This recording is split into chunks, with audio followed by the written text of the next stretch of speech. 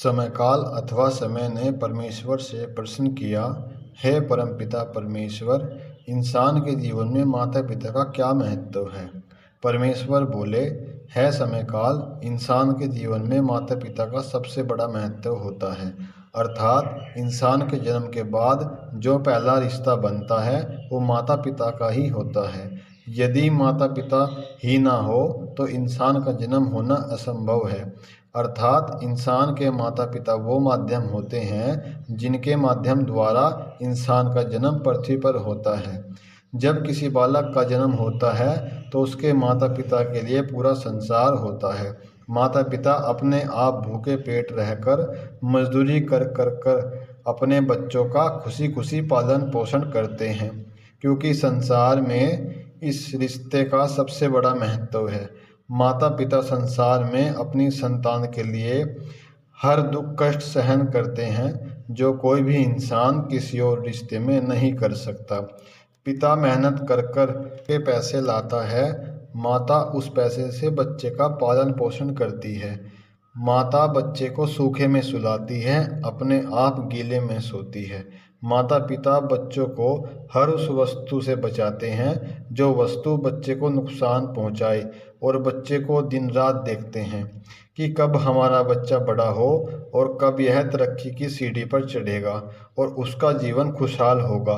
माता पिता बच्चों की खुशी के लिए कहीं मंदिर जाते हैं तो कहीं साधु संत सन्यासी के यहाँ किसी सत्संग में जाते हैं कि हमारे बच्चे का जीवन खुशहाल रहे। सय समय काल, मेरा कहने का ये भाव है कि माता पिता हर वह संभव कोशिश करते हैं जो कोई भी इंसान किसी और रिश्ते में नहीं कर सकता। इसलिए माता पिता का स्थान सब रिश्ते में सबसे बड़ा है और सबसे महत्व है।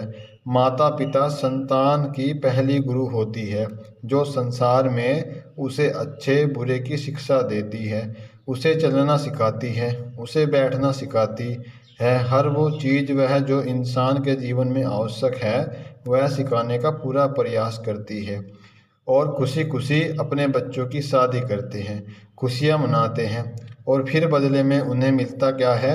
अपने ही घर में अपमान। है समय काल, याद रखो, जो संतान अपने माता पिता का अपमान करती है, उन्हें तरह तरह की यातनाएं दर्द देती है, तो मैं उस इंसान को कभी भी क्षमा नहीं करता।